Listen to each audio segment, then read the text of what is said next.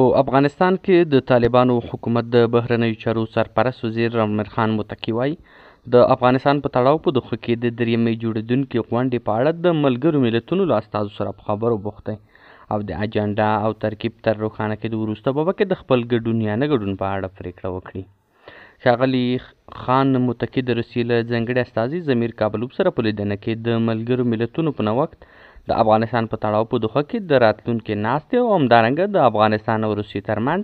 په سیاسي او اقتصادي مسلو سربیره پر ځینو سیمه ییزو مسایلو هم خبرې کړي دي.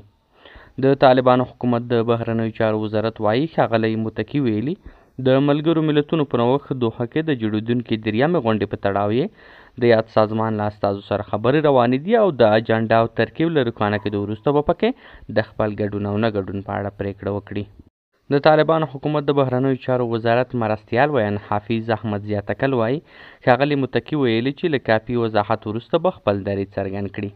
د افغانستان لپاره د ملګرو ملتونو په نوښت د دغې بهر لومړنۍ غونډه د 2023 کال په مۍ کې جوړه شوې وه چې د طالبانو حکومت استازو ته پکې د ګډون بلنه نه ورکړل شوې.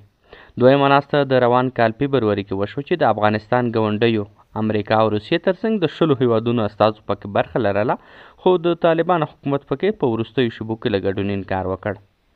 په دوحه کې د دغې لړۍ د دوهمې غونډې چې مشري یې د ملګرو ملتونو سرمنشي انتونیو ګوتیرش کوله د طالبانو په واکمنۍ کې له افغانستان سره د نړیوالې ټولنې تعامل څرنګوالي او د یو ځانګړي استازي ټاکل چې دنده به یې د بین الافغاني خبرو لپاره هلې ځلې وي د دې غونډې د اجنډا له مهمو برخو څخه و. په افغانستان کې د طالبانو حکومت د یادې غونډې له پیل وړاندې د ملګرو ملتونو لخوا د نوي استازي له ټاکلو سره مخالفت څرګند کړی و